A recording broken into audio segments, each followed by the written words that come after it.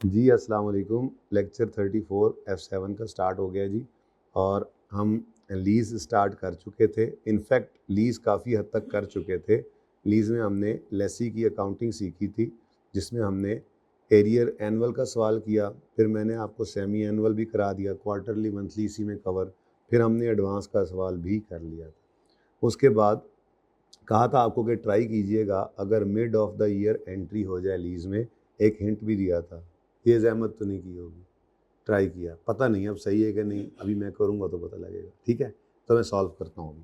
उसके बाद मैंने यहाँ पे आपको कुछ केसेस के अंदर लेसी की अकाउंटिंग में एसिड की डेप्रीस राइट ऑफ यूज़ की डेप्शन के लिए लाइफ डिटरमिन करने के रूल सिखाए थे। रूल क्या था, अगर ओनरशिप ने लेसी को ट्रांसफ़र ही नहीं होना तो फिर यूज़फुल लाइफ का लेसी ने क्या करना। ठीक है, तो फिर उसके लिए तो लीज टर्म ही है, ये तो आम बात हो गई। लेकिन एक स्पेशल केस हमने देखा था जिसमें लीज टर्म थी 8 साल, लेकिन यूज़फुल लाइफ कितनी थी, 5 साल। अब असल में मैंने कहा था ये तब हो जाता है जब लेसी के पास पैसे कम होते हैं, तो कहता है एसेट बेशक 5 साल इस्तेमाल होना है, किसने मुझे 8 साल की बना दी। तो फिर अब 8 साल पे तो डेप्सिट नहीं कर सकते, तो सिर्फ लीज टर्म भी लेकर चलना मुनासिब नहीं है। तो रूल क्या है, अगर ओनरशिप ने लेसी को ट्रांसफ़र नहीं होना तो शॉर्टर ऑफ लीज टर्म और यूज़फुल लाइफ, इस पे हम डेप्रिशिएट करेंगे। और अगर ओनरशिप में ट्रांसफ़र हो जाना है तो एसेट तो अल्टीमेटली लेसी का ही हो जाना है, तो फिर यूज़फुल लाइफ रेलेवेंट है, डेप्रिशिएट करेंगे राइट ऑफ यूज़ को यूज़फुल लाइफ। अब ओनरशिप ने ट्रांसफ़र होना या नहीं होना, इसकी निशानी सवाल में दे दे, वेल एंड गुड। सवाल खामोश हो तो अज्यूम क्या करोगे हमेशा, ओनरशिप विल नॉट ट्रांसफ़र। इसमें कोई मसला। चले अब थोड़ा सा अकाउंटिंग करते हैं, उसके बाद फिर देखते हैं। मेरा दिल है आज हैंड आउट मिला आपको, सच्ची मैसेज करें उसको। मैंने कहो कि मैंने कुछ इन्हीं दिनों में उनको एक हैंड आउट भेजा था, पता नहीं कल या परसों किसी वक्त भेजा था, जिसमें आखिरी पेज जो है वो कॉपी करके ले आए। ये पेज आपका भी रहता है आपके पास आने को बेताब है, जिसमें आपका चैप्टर पूरा हो रहा है। लेसी की टाइप, लीज की टाइप्स हैं, और सेल एंड लीज बैक बड़ा सिंपल बेसिक लेवल का आपके सिलेबस में इंक्लूडेड है, इसको भी कर लेते हैं। ठीक है, इसका एडवांस वर्जन फिर आप देखेंगे आगे जाके इंशाल्लाह, बेसिक वर्जन यहीं पर है। ओके, अच्छा जी, ये कुछ इस क्वेश्चन में ना कुछ सिनेरियोज़ हैं, ये भी न्यूमेरिकल सवाल नहीं है, इसलिए आराम से इसको देखते हैं। पहले थोड़ी सी हम अकाउंटिंग न्यूमेरिकली कर लें, ज़रा सुस्ती छाई हुई हो, चुस्ती आ जाएगी। ठीक है, लें जी, जनरल एंट्रीज करनी है 7, 8, 9 की। अब यार जनरल एंट्रीज कौन करता है, सिर्फ हम तो एक्सट्रैक्ट्स भी बनाएंगे, हमने तो हर तरह से सवाल तैयार करना होता है। ठीक है, तो हम एक्सट्रैक्ट्स बनाएंगे, असल तो गेम ही एक्सट्रैक्ट्स की है, जनरल एंट्रीज तो आसान है। ठीक है, खैर अब मामला क्या है, 31 दिसंबर हमारा ईयर एंड है, लेकिन लीज कमेंस हो रही है 1 अप्रैल को, और एनुअल रेंटल्स जो हैं वो 31 मार्च ईच ईयर पे होने। अब ये सिनेरियो क्या है, हमारा ईयर एंड और लीज का ईयर एंड ये सेम नहीं है, इसको कहते हैं mid of the year entry. Lease के अंदर आपने साल के पहले दिन, ही नहीं ज़रूरी कि आप लीज पर एसेट लें, आप किसी भी वक्त लीज पर एसेट ले सकते हैं। तो अगर ऐसा हो जाए कभी भी सवाल में तो क्या करोगे, हिंट क्या है, भूल जाओ कि ईयर एंड क्या है, और अमोर्टाइजेशन स्केड्यूल किस हिसाब से बनाओ, अपने लीज के ईयर एंड के साथ। अच्छा, अब ये बड़ी इंपॉर्टेंट बात है, यही IFRS 9 में भी यूज़ करेंगे जब हम फाइनेंशियल इंस्ट्रूमेंट्स के साथ खेल रहे होंगे, इन्वेस्टमेंट इन डिबेंचर या issuance of debentures, financial asset या फाइनेंशियल लायबिलिटी की अकाउंटिंग में भी इसी तरह का स्केड्यूल बनना है जो मैंने लीज में सिखाया, इसलिए पहले लीज करा दिया। अब IFRS 9 पे चले जाएंगे या IFRS 15 पे, या साथ साथ हो जाएंगे। ठीक है, तो उसमें भी इस तरह से मॉडल स्केड्यूल बनेगा। अब उसमें भी कभी ऐसा हो सकता है कि आपके फाइनेंशियल एसेट का ईयर एंड और आपका फाइनेंशियल ईयर एंड ये बराबर ना हो, तो वहाँ पर भी यही तरीका होगा, अपने फाइनेंशियल ईयर को भूल जाएंगे और पहले मॉडर्न स्केड्यूल बनाएंगे अपने ईयर एंड के साथ इंस्ट्रूमेंट की। तो यहाँ पर लीज के ईयर एंड के हिसाब से अपना स्केड्यूल बनाएं, उसमें तो कोई रॉकेट साइंस नहीं है। 1 अप्रैल को लीज शुरू हो रही है, 1 अप्रैल से 31 मार्च, 31 मार्च, 31 मार्च एंड सो ऑन। ठीक है, उसके बाद फिर क्या करना है वो तो बात की बात है। तो पहला काम कर लेते हैं, क्वेश्चन 4 स्टार्ट कर रहे हैं जी हम। यहाँ पे हमने वर्किंग 1 करनी होती है, वर्किंग 1 हमारी होती है लीज पेमेंट्स। तो लीज कमेंस हो रही है 1 अप्रैल को, 3 साल टर्म है उसकी, और एनुअल रेंटल्स एरियर में है 30,000 ईच। इंटरेस्ट रेट है 15%, 1000 में कर लूँ? ठीक। तो फिलहाल तो लीज इंस्टॉलमेंट्स कितनी है जी? रेंटल है 30 इंटू 3, तो बन गया $90,000। ऊपर मैंने लिखा नहीं है, बस ठीक है 90। लेकिन मुझे क्या चाहिए होती है? Present value. अब मुझे नहीं पता ईयर एंड मेरा क्या है, मैं भूला हूँ अभी ईयर एंड को। सुकून से अपनी लीज का सवाल कर रहे हैं। 1 अप्रैल को स्टार्ट हो रही है, जो 31 मार्च को ख़त्म होती है, ठीक है। तो अगला स्टेप क्या है? मुझे चाहिए present value of lease payment, क्योंकि मेरा अमोर्टाइजेशन स्केड्यूल स्टार्ट होता है हमेशा present value of lease payment, जो आपके MCQs में अक्सर आपको निकाल के दे देगा। एनीवेज, नहीं निकाल के देगा तुम निकाल लेंगे, मसला कोई नहीं। तो एरियर में है तो तीनों के तीनों ही डिस्काउंट होने हैं, और एनविटी का फार्मूला लग सकता है क्योंकि पीरियड भी सेम और कैश फ्लो भी सेम, और एक से ज़्यादा भी हैं कैश फ्लोज रेंटल्स। तो डिस्काउंट रेट सवाल में गिवन है 15%, 15%, तो 1 माइनस 1.15 रेज टू पावर कितने कराए हैं जो डिस्काउंट करने हैं? तो -3 कर दिया, divided by 0.15, answer is 68.49। PV of LP, starting point lease का। लीज किस दिन कमेंस हो रही है? 1 अप्रैल। तो ये हमारा पहली डेट ही क्या होती है? कमेंसमेंट यहाँ पर आती है, पहली लाइन भी खाली होती है। हमने इंस्टॉलमेंट्स, फिर प्रिंसिपल, फिर वाइस प्रिंसिपल, अच्छा सॉरी इंटरेस्ट, और फिर जाग रहे हो ना?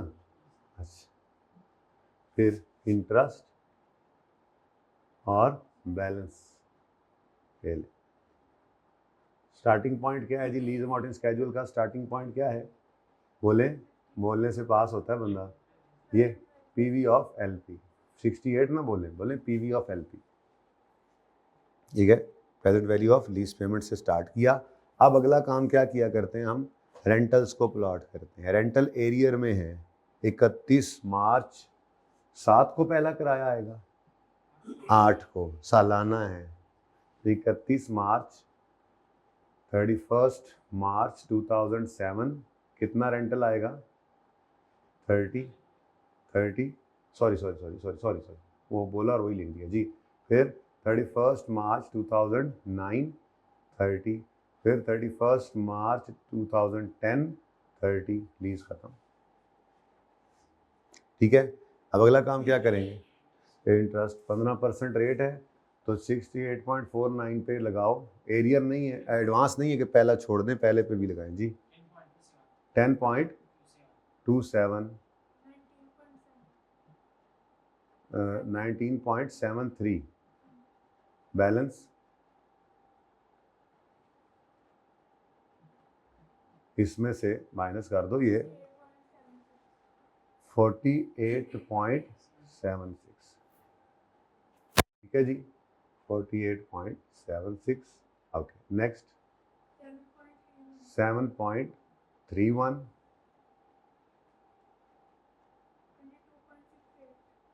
9 नहीं बनेगा,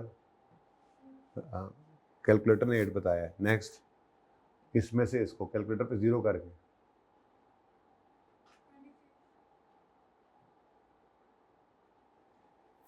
पॉइंट, हाँ तो 02, 2 तक चल रहा हूँ तो 02 लिखेंगे ना, 2 तक जो चल रहा हूँ। अच्छा, नेक्स्ट इस पे लगा इंटरेस्ट 9.0, तो यहाँ पर इसको 9.2 कर देंगे तो बराबर हो जाएगा। क्या ख्याल है? इधर लिखो ना 26.02, तो 30 में से माइनस करो तो क्या आता है? मैंने कहा राउंड करें परे जान, यही बनता है, देख लो, नहीं चेक कर लो। 26.02 में से 30 में से 3.92 माइनस करो, यही आता है ना यार? मतलब अब तो सही है ना, बैलेंस हो गया। ले जी, अब आपका स्केड्यूल बन गया। अब आपको क्या चाहिए? अब आपको चाहिए जर्नल एंट्रीज। जर्नल एंट्री, हाँ कॉस्ट भी निकाल कॉस्ट भी निकाल लो। वर्किंग नंबर 2 ये होती थी, आज तो हमने इसी को वर्किंग 1 में ही जारी कर दिया, ये भी ठीक है वैसे, लेकिन बहरहाल 2 वर्किंग अलग अलग सीखी हुई हैं। वर्किंग 2 में मॉडर्न स्केड्यूल बना लिया, और वर्किंग 3 में हम क्या करते होते हैं जी? राइट ऑफ यूज़ की कॉस्ट निकालते हैं।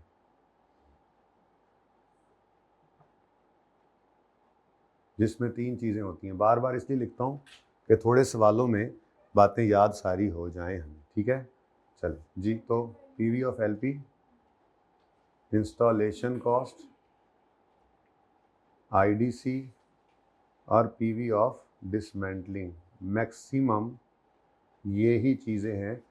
एक चीज़ और हो सकती है, देखूंगा आपकी किताब में कहीं या कहीं पे मिल गई तो बताऊंगा, वरना मैं ज़रूरत नहीं समझ रहा उसकी। ये भी पूरी नहीं आ रही हैं, आप देख रहे हो अभी तक, ठीक है। आईडीसी भी नहीं आ रहा अभी तक। तो खैर अभी हमारे सवाल में सिर्फ क्या गिवन है, 68.49 पीवी ऑफ एलपी। ये कमेंसमेंट जिस दिन राइट ऑफ यूज़ मिला है उस दिन की पीवी ऑफ एलपी, यकम अप्रैल की, ठीक है। उसके बाद ऐसा कुछ भी नहीं है, लेकिन हमने फिर लिख लिया ताकि ज़रा थोड़ा सा हमें चीज़ें याद होती रहें, ठीक है जी। लें जी, 68.49 ये कॉस्ट आ गई डेप्रिसिएशन के लिए, इसे यूज़ करें। अब किस दिन किस किस साल की एंट्रीज रिक्वायर्ड है जी? फॉर द ईयर एंडेड 31 दिसंबर, बोले 7, 8, 9, तो 31 दिसंबर 7 में हमारा एसेट, आवाज़ आ रही है, मसला तो नहीं हुआ? ओके जी। तो for the year ended 31 December 2007 asset तो लीज पे आ गया है। अब ईयर एंड के हिसाब से देखना है, तो भाई 1 अप्रैल 2007 को एसेट रिसीव हो गया है। 1 अप्रैल 2007 को 68.49 का राइट ऑफ यूज़ रिकॉर्ड करना है। तो एंट्री करेंगे 1/4/2007 पर right of use debit, lease liability credit, कितने से जी? 60.4।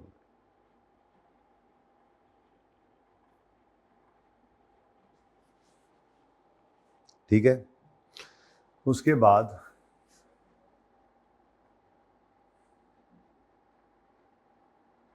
मार्च आएगा अगले साल। अच्छा जी, अच्छा जी, अब ये बताएं कि ये मैंने जगह छोड़ी, आपको इससे क्या, मैंने क्यों छोड़ी है जगह? आपको तो ये सरोकार ही नहीं, आप ही तरतीब से एंट्रीज चाह रही थी। मैंने ज़रा आमने सामने आपको ऐसे ज़रा थोड़ा सा प्रेजेंट करना होता है ना, सवाल में डेटा ज़रा दिमाग के अंदर चीज़ें अच्छे से बैठ जाएं, ठीक है। इसलिए मैं ये जगह छोड़ रहा हूँ, आप इसको छोड़ें, आप इग्नोर करें, आप तरतीब से अपनी एंट्रीज करते जाएगा। अच्छा जी, देखें जी, अब ईयर एंड हो गया, ये तो 8 की चीज़ आ रही है सामने, ईयर एंड हो गया लेकिन कोई रेंटल पे नहीं हुआ, तो पेमेंट नहीं होगी तो फिर एंट्री भी नहीं होगी। लेकिन एक मसला तो हो रहा है, हाँ, लीज लायबिलिटी कितने महीने तक, यानी यूँ समझ लें उसका पैसा नहीं, लोन समझा करो ना इसको। तो अगर लोन आपने 9 महीने इस्तेमाल कर लिया इस साल में, तो 9 महीने का इंटरेस्ट तो रिकॉर्ड करना है, चाहे पे हो रहा है चाहे नहीं हो रहा, ठीक है। तो फिर इसका हल क्या है? अब एक्रूअल की एंट्री करना। एक्रूअल की एंट्री करने के लिए हमें इंटरेस्ट ही नहीं मिल रहा। ये क्या था? ये क्या था? ये फिंगर थंब अप्रोच थी। ये क्या था? तो ये इंटरेस्ट एक्सपेंस ढूंढने के लिए फिंगर थंब अप्रोच यूज किया। आपने लेक्चर नहीं लिया, हमने पकड़ लिया आपको, नहीं लिया आपने, 3x पे लिया था फिर। फिंगर थंब अप्रोच मैंने कहा था, राइट ऑफ यूज़ तो हमारा सबसे सिंपल काम है, बैलेंस शीट में भी जाता है। पीएनएल के लिए, इंटरेस्ट इनकम के लिए फिंगर थंब अप्रोच, डेप्शन तो आसान। बैलेंस शीट में राइट ऑफ यूज़ ने जाना है सीधा सीधा, लेकिन लीज लायबिलिटी के लिए अपने साल की पेमेंट के नीचे लाइन। तो इंटरेस्ट के लिए फिंगर थंब अप्रोच जब यूज़ की, तो इंटरेस्ट यकम अप्रैल 7 से 31 मार्च 8 तक का आ रहा है। 31 मार्च 8 पर ये पूरे 12 महीने का है, लेकिन मुझे पूरे 12 महीने नहीं चाहिए, इसमें से मुझे वो 9 महीने चाहिए। तो यकम अप्रैल 7 से 31 दिसंबर 7 तक, तो वो 9 महीने का इंटरेस्ट इन्हीं 12 महीने के इंटरेस्ट में पड़ा होगा ना। तो हमने इस 10.27 को पकड़ा, हमने कहा आओ तुम्हारे जिन निकालें, और हमने आकर उसके जिन निकाले। 31 दिसंबर 2007 पे हमने एक्रूवल की एंट्री की, इंटरेस्ट एक्सपेंस डेबिट और इंटरेस्ट पेएबल क्रेडिट। इधर देखो जरा, कितना है इंटरेस्ट जो नज़र आ रहा है आपको, टोटल 10 पॉइंट कितना, 10.27। ये तो पूरे साल का इंटरेस्ट है। हमें इसमें से कितना चाहिए जो एक्सपेंस बनाए, तो इसको क्या कर दें फिर, डिवाइडेड बाय 12 करेंगे, पर मंथ हो जाएगा, इनटू 9 कर देंगे तो 9/12 कितना इंटरेस्ट बना? 7.70। जीरो अब क्या लिखवाना था, चलो खैर बस अब तो सही हो गया, और तो कुछ नहीं करना जी। क्या? और तो कुछ नहीं करना, चलो अगले साल पे चले जी। हाँ जी, बोले ना, बोले बोले, गलत कह रहा हूँ मैं, और कुछ यूँ नहीं करना। डेप्रिसिएशन राइट ऑफ यूज़ किया है। तो 31 दिसंबर 2007 पर एक और एंट्री होगी, depreciation expense debit right of use की और एक्यूमुलेटेड डेप्रिसिएशन क्रेडिट। अब डेप्रिसिएशन के लिए मुझे राइट ऑफ यूज़ चाहिए, जो मुझे पता है इस सवाल में बहुत सिंपल है, लेकिन अपनी तरतीब से नहीं हटा मैं। 68.49 ये मेरा राइट ऑफ यूज़ आ गया। डिवाइड किया मैंने इसको कितने साल? अब रुके रुके रुके रुके, लीज टर्म कितनी है? 3 साल।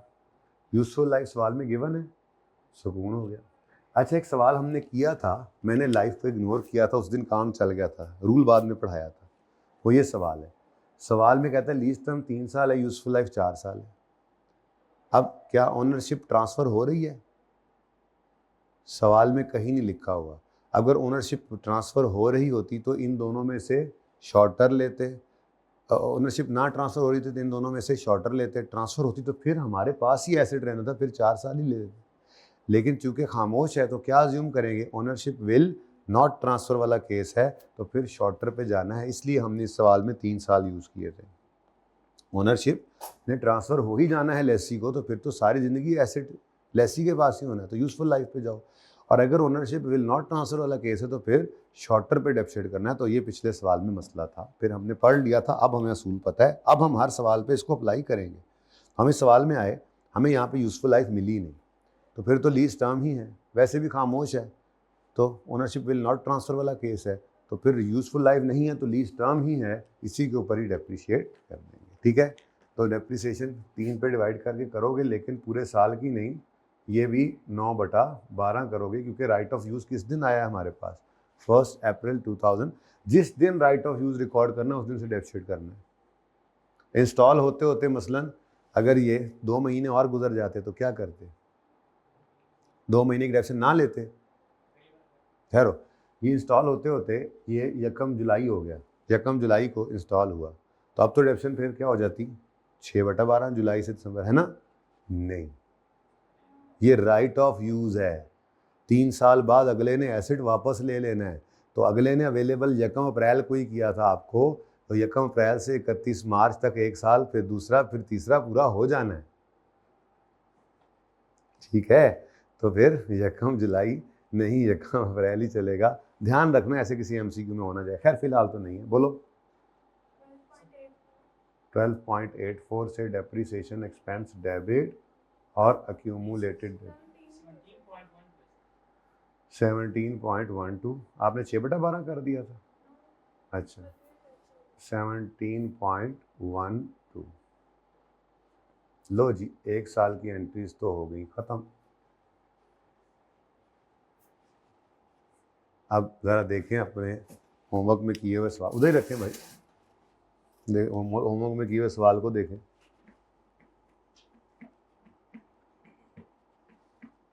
क्या था, क्या गलती की थी, अब ये भी बताओ। होमवर्क ओपन करो, क्या तो दूसरे रजिस्टर में कहो। हाँ, क्या किया था फिर, याद है? यही किया था, ये सही था, पक्की बात। हाँ, किसने देखा जंगल में मोर नाचा, किसने देखा, मुझे क्या पता, कह रहे हैं आप लोग तो सही ही होगा।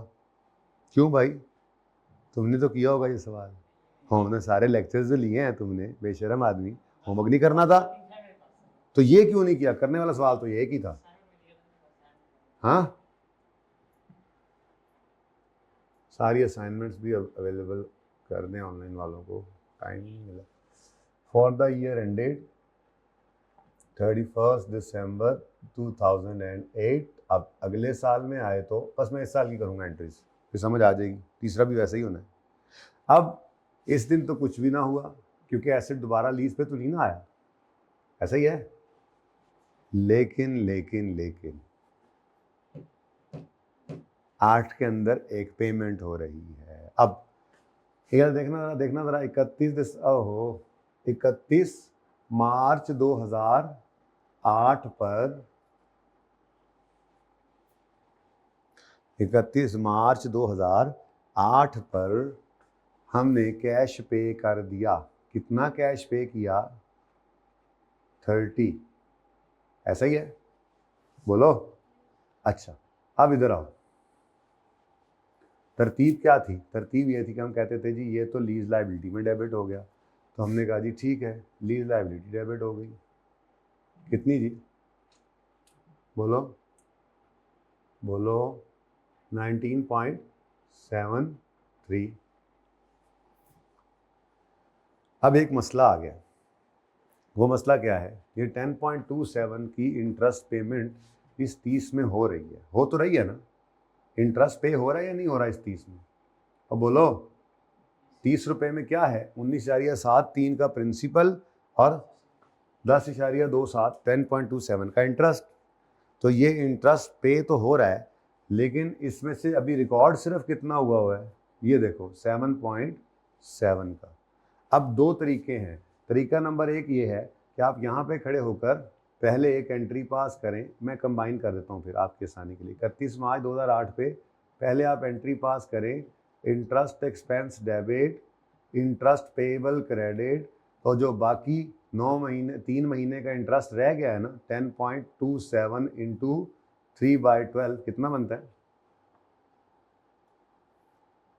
माइनस कर लेते हो इसमें से 2 पॉइंट, तो 2 पॉइंट कैलकुलेशन ना गलत कर देना, 2.57 का इंटरेस्ट बुक करें और फिर साथ ही उसको इस एंट्री में पे करें जैसे करते आए आज तक। पुरानी एंट्री बन जाती lease liability debit 19.73, interest expense नहीं बल्कि पेएबल डेबिट कितने से? 10.27। कैसे बना 10.27? 7.7 का पेएबल पिछले साल के एंड पे रिकॉर्ड हो गया था, 2.57 का पेएबल मजीद अभी रिकॉर्ड हुआ, तो 10.27 पेएबल, साथ ही पेएबल डेबिट और कैश क्रेडिट कितने से? अब ये दो अलग अलग एंट्रीज करें बिल्कुल, अगर आपको तसल्ली नहीं हो रही तो। मैं कह रहा हूँ क्या करना अलग अलग, हम ये कर लेते हैं, ये वाला एक्सपेंस बुक कर लेते हैं इधर खड़े होकर। कितने महीनों का इंटरेस्ट एक्सपेंस बुक होने से रहता है इस दिन तक? तो हमने 10.27 लिखकर उसे कहा 3/12 कितना बना? 2.57। इधर देखो अब। और बाकी क्या होगा जी? बाकी फिर इंटरेस्ट पेएबल। अब ये कौन सा पेएबल है? यही 7.7 ही है। तो देखो एंट्री तो बराबर होगी। असल में ये पेएबल फौरन हमने क्या किया? क्रेडिट किया, साथ ही ये पेएबल डेबिट हो गया। तो हमने कहा यार रहने ही दो, एंट्री बना लो interest expense debit, lease liability debit और कैश क्रेडिट। लेकिन मसला ये कि पिछला पेएबल फिर पेएबल ही रह जाएगा, तो उसको पे कर दिया। समझ आई बात की? पक्की बात है।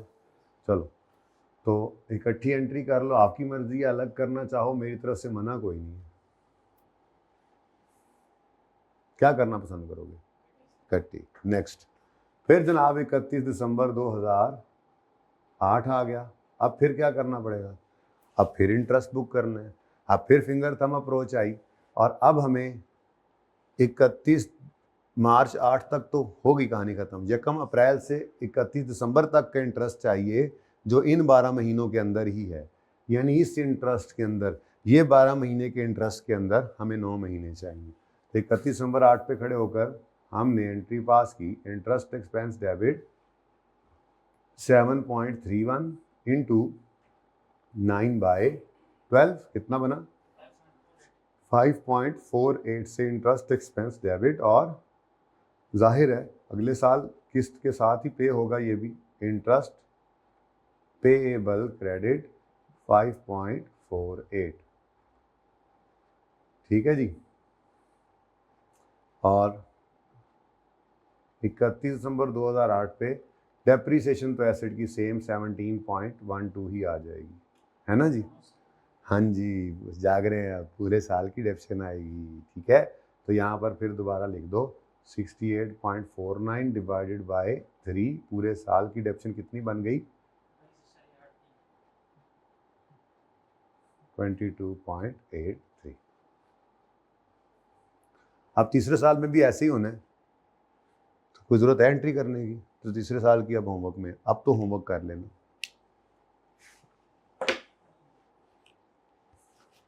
अच्छा जी, अब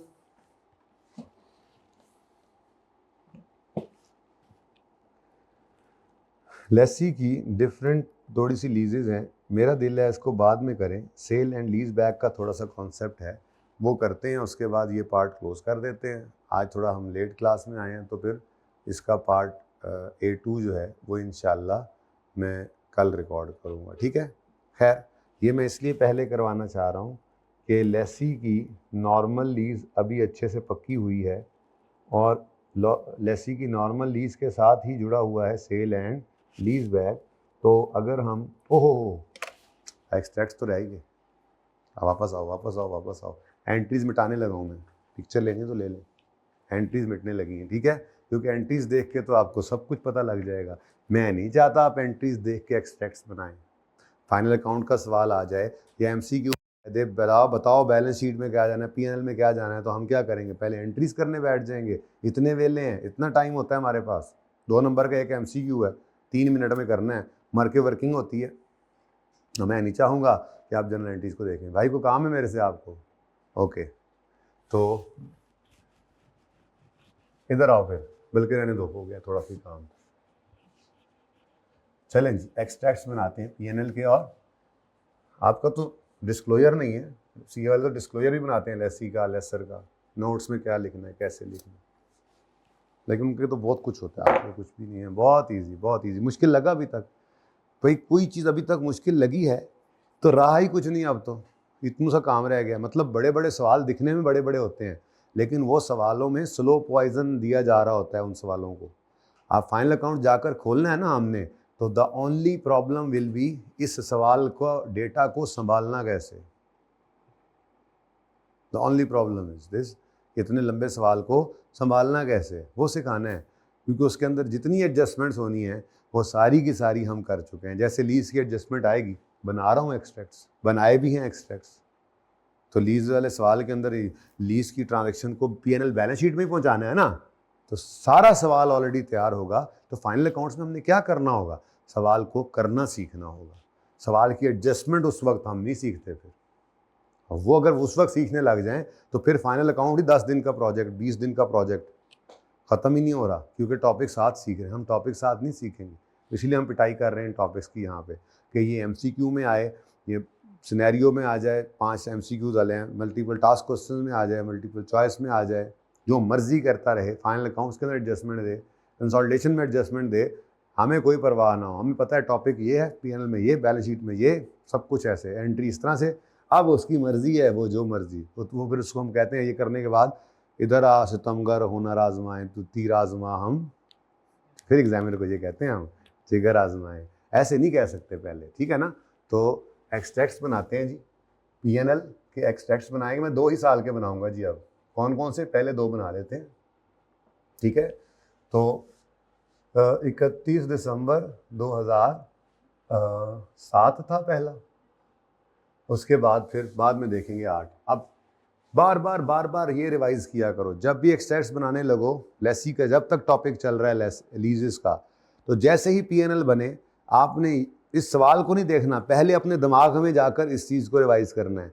लेसी का सवाल, नॉर्मल लीज। अब मैं नॉर्मल लीज इसलिए बोल रहा हूँ कि फिर छोटी वाली लीजेस भी पढ़ानी है ना, तो ये पक्का करो, ये इसकी अकाउंटिंग पक्की होगी तो डिफ्रेंशिएट कर सकेंगे ना। इसलिए मैंने आज सोचा है कि मैं वो कल कराऊंगा, मैंने पार्ट B में अलग कराऊंगा, तो ऑनलाइन वालों को तो इकट्ठा ही मिलेगा। खैर, मतलब जो बाद में लेंगे, जो साथ साथ चल रहे हैं, उनको भी आज सिर्फ एक मिलेगा, एक कल मिलेगा। सेल एंड लीज बैक पहले करा, क्योंकि वो इसी के साथ ही सेल लीज बैक सिखानी है। जबकि शॉर्ट टर्म लीज में थोड़ा सा फ़र्क करना है, तो जब फ़र्क करना है पक्का होगा तो फ़र्क करेंगे। सॉरी, क्या कर लिया था? Sale and lease back, short term, चलो रीड कर लिया था, चलो अच्छी बात है। अकाउंटिंग तो नहीं ना आई, फिर भी अकाउंटिंग तो मैं सिखाऊंगा खुद, ठीक है भाई। ये चाहती हैं क्यों मार रहे हैं यार, मसला क्या है इनको है, पूछो इनसे क्या मसला है भाई। अच्छा, मेहरबानी आपकी जी।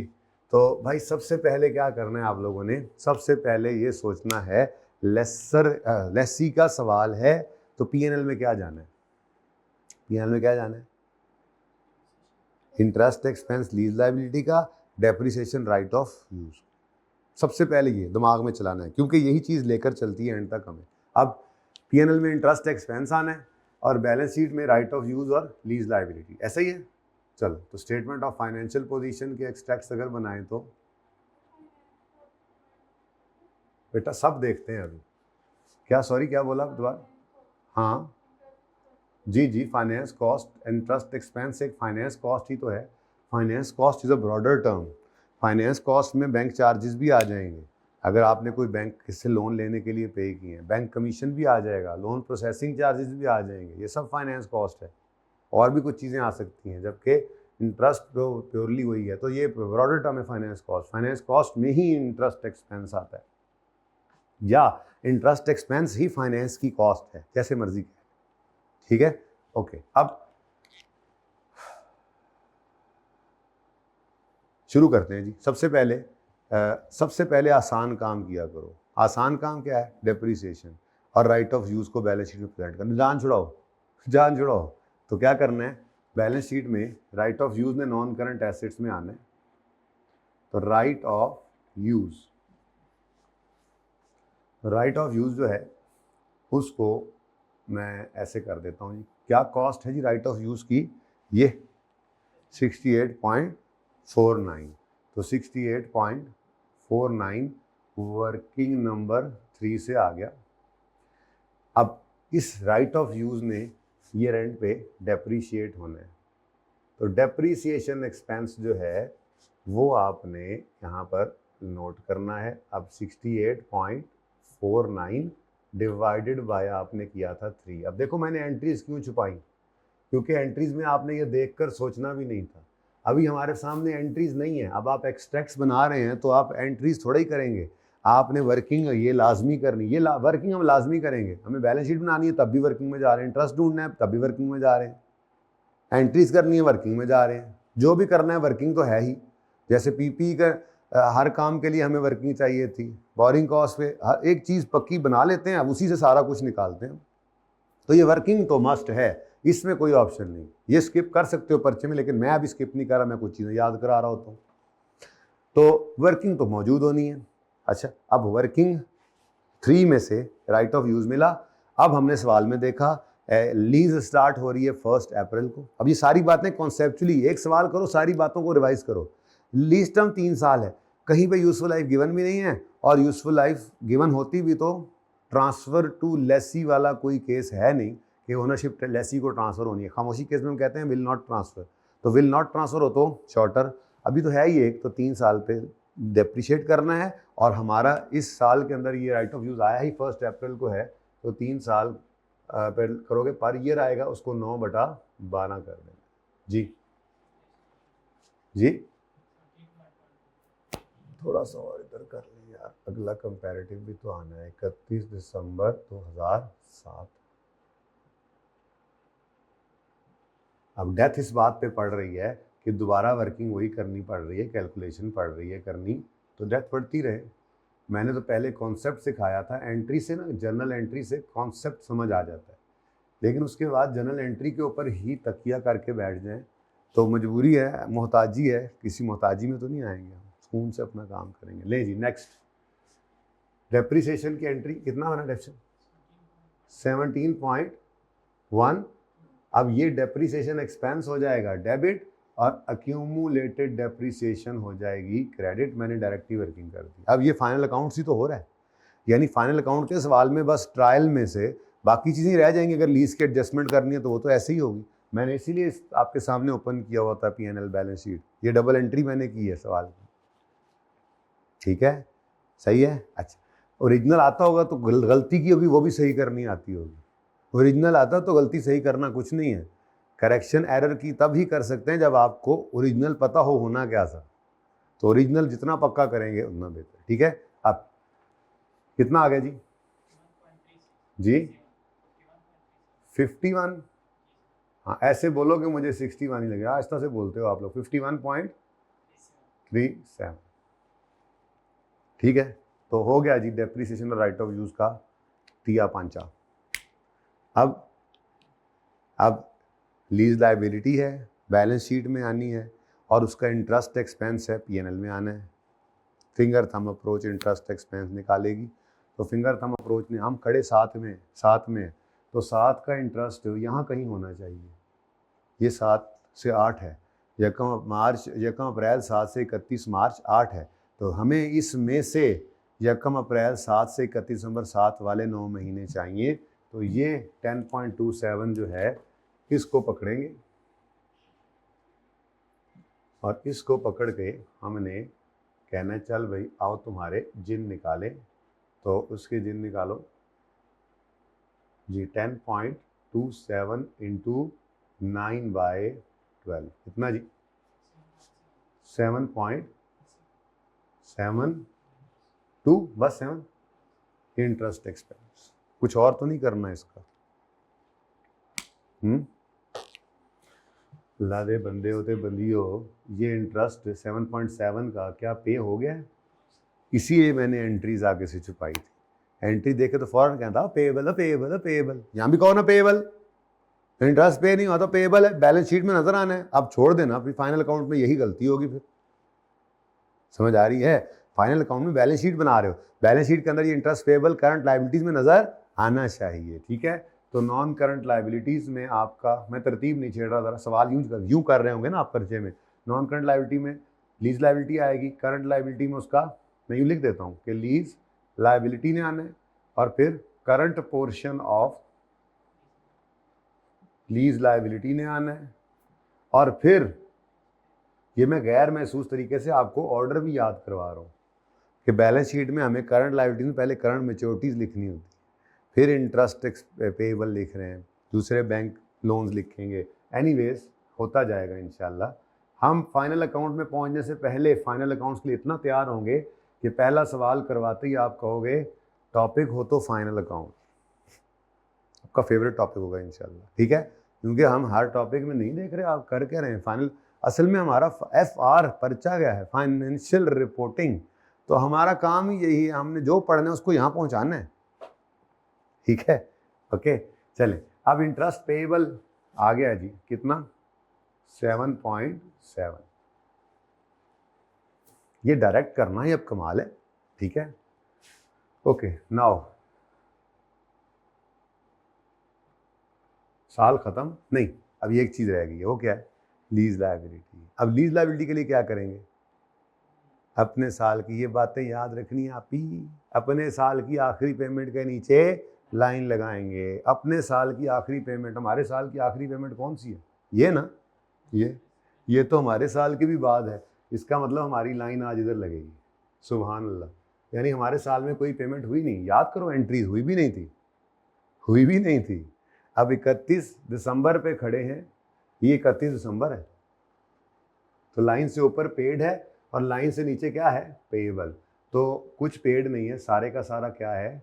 पेएबल। अब 31 दिसंबर 2007 पे खड़े होकर 31 दिसंबर 2008 तक का अरसा क्या है? करंट। तो 31 दिसंबर 8 तक एक ही पेमेंट नजर आ रही है, अगली तो फिर 9 में चली जाएगी। 8 में तो यही है ना, नहीं समझ आ रही? तो लाइन का कमाल क्या है कि ईयर एंड हमारा मैच नहीं भी करा था हम फिर भी ठीक है, क्योंकि 31 दिसंबर 7 यहाँ पे है, इसके बाद 31 दिसंबर 8 से पहले ये पेमेंट होनी है, और ये तो उसके भी बाद है। तो फिर करंट फिर वही लाइन के नीचे पड़ा है। तो हमारे साल की लाइन के आगे ये प्रिंसिपल, ये क्या है? करंट पोर्शन, और 48.76 क्या हो गया जी? आपका नॉन करंट, ठीक है। तो current portion of lease liability कितना है जी? 19.73। तो नॉन करंट भी वहीं पे पड़ा है। हालांकि इसको ऐसे भी ऐड कर सकते हैं, टोटल में से इसको माइनस करके भी निकाल सकते हैं, लेकिन एक चीज़ रेडीली अवेलेबल है तो वो क्यों ना कर लें, ठीक है। फॉर्मेट भी दिमाग में होता है, चीज़ों का पता होता है, फलां जगह फलां चीज़ पड़ी है, तो वर्किंग एक ही तरह से करनी है। अब आता रहे सवाल जैसे मर्जी, ऐसे ही सारे टॉपिक्स ईजी हुए ना आपके, हमने बस एक तरतीब रख लेनी होती थी। और मैं 2 4 5 ज़रा मुश्किल से सवाल करा दिए, उसके बाद मैं कहता था अब जाओ करो, आप सारे सवाल कर लेते हो। तो लीज की भी कोई भी एडजस्टमेंट होगी, आप इंशाल्लाह मार नहीं खाओगे इसमें, ठीक है। चले, अच्छा जी, अब कितना था जी, 48 पॉइंट। अब वो ये सारा कुछ आपसे पूछ सकता है किसी भी एमसीक्यू में, 47 ठीक है। ये जो मैंने चीज़ें लिखी हैं 1 2 3 4 5 6, कोई एक चीज़ आपसे पूछ सकता है किसी एक सवाल को देखकर आपके सामने, कोई एक चीज़ पूछ ले, या फाइनल अकाउंट में डाल के, या इसको डाल के ये 3 4 चीज़ें पूछ ले, इस तरह के एमसीक्यूज में चला जाए, सिनेरियो बना ले 4 5, उसमें से सवाल पूछ ले, या इसको फाइनल अकाउंट में टेस्ट कर ले, जहाँ मर्जी जाए, हमें कोई मसला नहीं है, ठीक है। लेकिन थोड़ी फर्दर प्रैक्टिस चाहिए। तो ज़रा मेरी चाहत होगी कि 1 मिनट आप लगाकर ज़रा ट्राई तो करें 2008 को।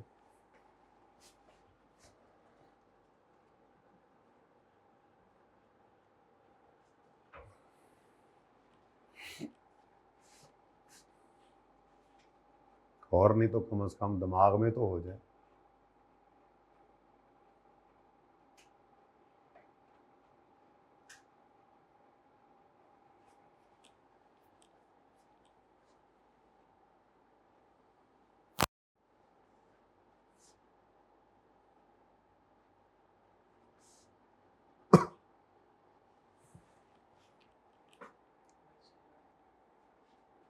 हो गया कुछ, दिमाग चला है।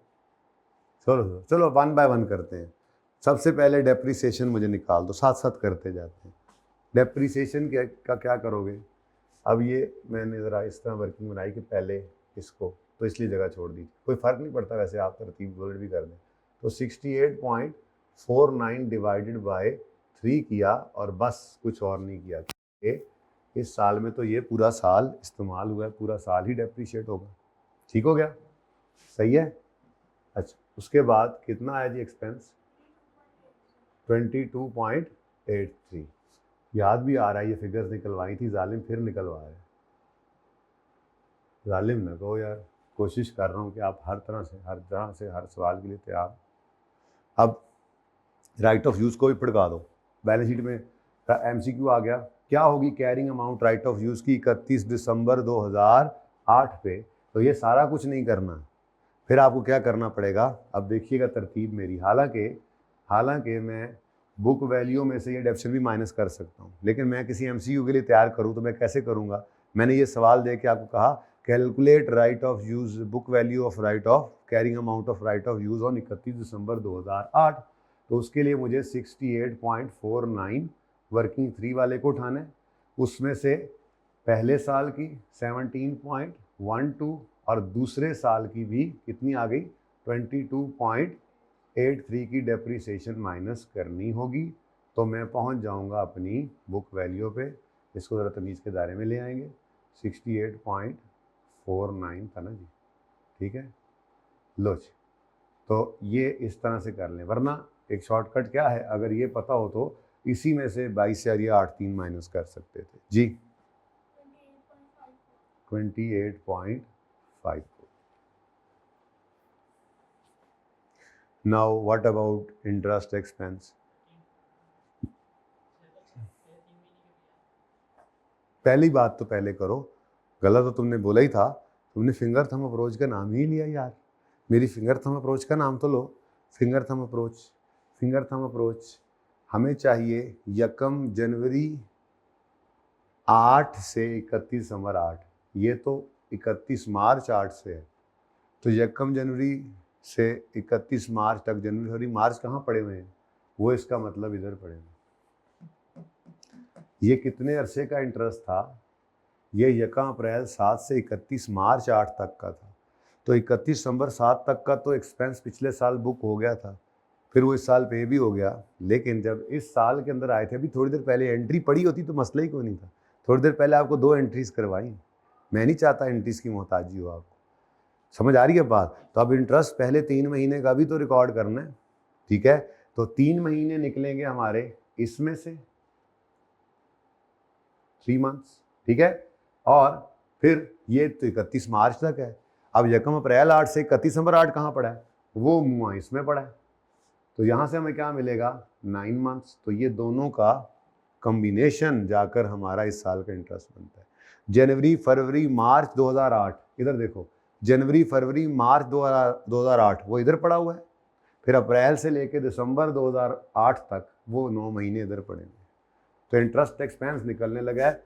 ज़रा ध्यान से देखिएगा, 10.27 का 3/12 भी इधर आएगा, बोलो आएगा। उसके बाद इसके बाद यूं कर लें, छोटी ब्रैकेट लगा देता हूँ, ठीक है, प्लस प्लस दूसरा हिस्सा क्या है जी, दूसरा हिस्सा क्या है 10.27, तुम जरा आगे जाओ यार प्लीज जी। दूसरा हिस्सा 7 पॉइंट, इसका 9/12 भी हमारा इधर ही एक्सपेंस आना है, ठीक है जी, ओके। और दूसरा कौन सा था यार, 10.27 सिर्फ था इंटू 9/12, ऐसा ही है। इसको ज़रा सामने लिखता हूँ 68.49, ताकि आपको ज़रा क्लियर वो ऊपर से नज़र आ जाए। 68.49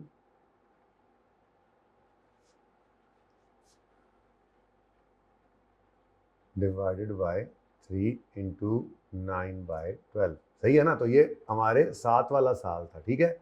अब जब 8 वाले साल में आए तो ये डेप्रिसिएशन भी पूरे साल की आई, तो इंटरेस्ट भी पूरे साल का लो। लेकिन इंटरेस्ट मुसीबत का मसला क्या है, इंटरेस्ट किसी एक फिगर में नहीं पड़ा पूरे साल का, 3 महीने इसमें पड़े हैं, 9 महीने इसमें। अब देखो वैसे कितना मुश्किल केस था, जिंदगी आसान कैसे हुई, असल काम यही था। मैं भूल के आगे जा रहा था, सेल एंड लीजबैक। तो असल काम ही क्या था कि ये काम ऐसे करना, लेकिन ये अगर साथ साथ सोचते तो मारे जाते। सुकून मारा, अपना मॉडर्न स्केड्यूल बनाया। अब तो ये बेसिक्स अक्रूवल हैं, थोड़ा सा जहन एक बार लगेगा, बता दिया है, आगे काबू में रहेंगे, कोई मसला नहीं होता, ठीक है। अब इंटरेस्ट एक्सपेंस कितना आया है जी हमारा, बताइए जी, कितना, 8, एग्जैक्ट 8। हाँ तो बोलो ना 8.2, जब 2 डेसिमल पे चल रहा है काम तो 8.05, ठीक है। अब जैसे नहीं, फिगर गलत है,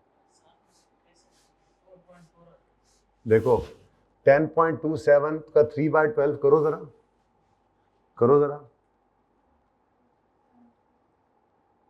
ये 0 0 ना करो, जल्दी करो जो कह रहा हूँ। 2.57 ये आ गया, प्लस इसका 9/12 करो,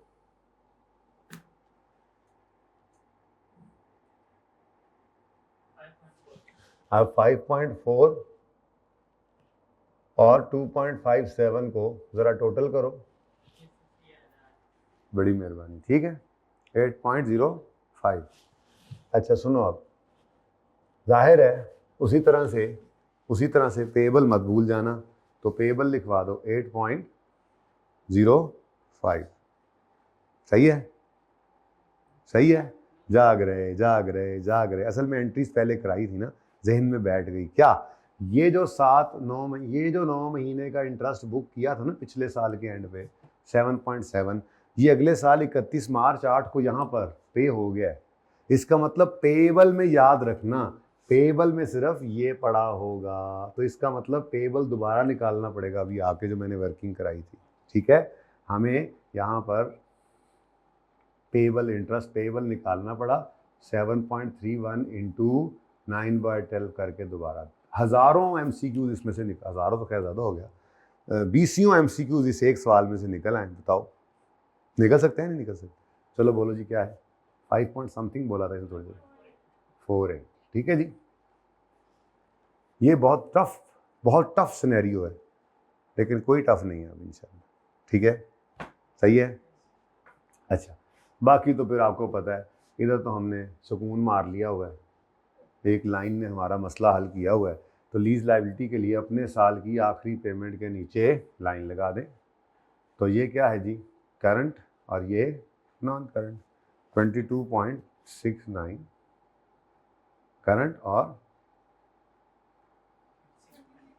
26.0, मुझे यहाँ तक आते हुए भूल जाती है बात, बता दिया करो, ये नॉन करंट, ठीक है जी। भाई कितनी देर की रिकॉर्डिंग होगी, 50 मिनट हो गए, कुछ किया भी नहीं तो। अच्छा ज़रा इधर लाओ, फिर इस पार्ट को यहीं पे क्लोज करते हैं। फिर इधर लाओ ज़रा, अगला पार्ट थोड़ा सा ना लेंथी कर लेंगे फिर, ठीक है, और 1.5-2 घंटे पे ले जाएंगे। ओके, अच्छा तरह इधर देखो, किधर गया आपका IFRS 16? ये रहा।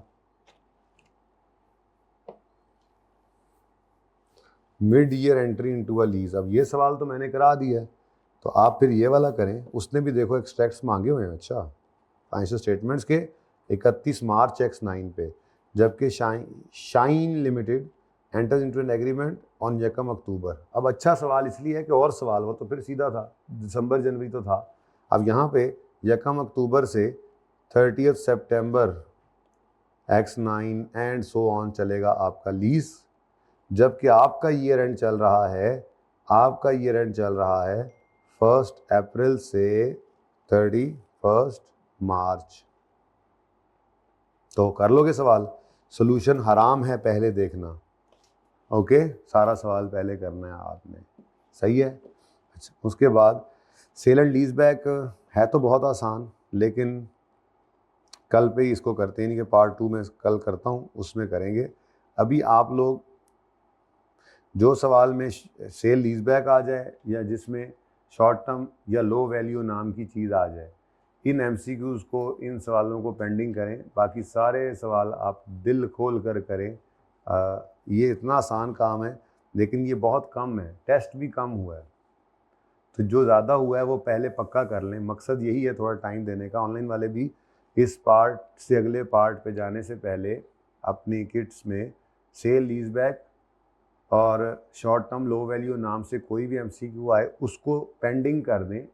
एक आप अगला पार्ट साथ सुनेंगे तो सुन लेंगे, आप सुबह आके सुनेंगे, ठीक है, तो वो बाद में कर लेंगे, क्योंकि वो बहुत कम है। बुनियाद तो यही है, ये मिक्स ना हो, इसको पक्का करना है। अब इसको मैंने पूरा करा दिया है, देखते हैं अब क्या सूरत हाल है, कहाँ पर हम पहुँच चुके हैं। अगर ये कॉन्सेप्ट छोड़ दें, उन कॉन्सेप्ट दोनों के ऊपर आधा घंटा पौना घंटा मैक्सिमम लगना है, बट उनको अलग रखें, क्योंकि ज़्यादा वेटेज, ज़्यादा टेस्टिंग जिसकी है वो ज़रा पक्का हो जाए। क्योंकि शॉर्ट टर्म लो वैल्यू में थोड़ी एक्सेप्शन है, फिर एक आसान अकाउंटिंग है, लेकिन चूँकि ये पक्का ज़रूरी है, वो तो फिर हो ही जाएगा। फिर सेल एंड लीज बैक इसी से ही आगे चलना है, उसको भी छोड़ें फ़िलहाल, ठीक है। तो ये 2 चीज़ों के अलावा सारे सवाल करने हैं आपने, जहाँ कहीं मिले। जिस सवाल पे जाओ, इस टॉपिक के सवाल पे गए, आपको नज़र आया सवाल में लफ्ज़ आ रहा है सेल एंड लीज बैक, उसके साथ लिखो पेंडिंग, ठीक है। चल रहे थे, लिखा आ गया लो वैल्यू या शॉर्ट टर्म। शॉर्ट टर्म लिखा नहीं भी आया, वो कहे 3 मंथ की लीज है, या वो कह दे लैपटॉप की लीज है, या वो कह दे लो वैल्यू एसेट है, या शॉर्ट टर्म लीज है, ये लफ्ज़ नज़र आए, उसके साथ लिख देना पेंडिंग। और इंशाअल्लाह सुबह आते साथ ये पेंडिंग भी आपके नहीं रहेंगे। काम बहुत आसान है, ठीक है। लीज़ इंपॉर्टेंट है अपने हिसाब से भी, और इसकी एडजस्टमेंट फाइनल अकाउंट्स के अंदर आती है, क्योंकि आपने देख लिया है कि एक लीज़ ने कितने नंबर दिए आपको इस एक सवाल में। इसकी डेप्रिसिएशन भी आ रही है, इसका इंटरेस्ट भी आ रहा है, इसका बैलेंस शीट में राइट ऑफ यूज़ भी आ रहा है, lease liability current non current का तोड़ना भी आ रहा है। तो ये बहुत इंपॉर्टेंट लीज है, ये एडजस्टमेंट होती है कि एक एडजस्टमेंट वो डालता है 4 से 5 नंबर आपके फाइनल अकाउंट्स के अंदर है, कि किसी एक सवाल के अंदर 1 2 3 4 5 6 अगर रखे एक नंबर, तो 6 नंबर की ये एडजस्टमेंट है। तो मैं चाहता हूँ इसको थोड़ा मजबूत करेंगे। पार्ट 2 इंशाल्लाह सुबह करते हैं, फिर आज इधर ही रोकते हैं, ठीक है।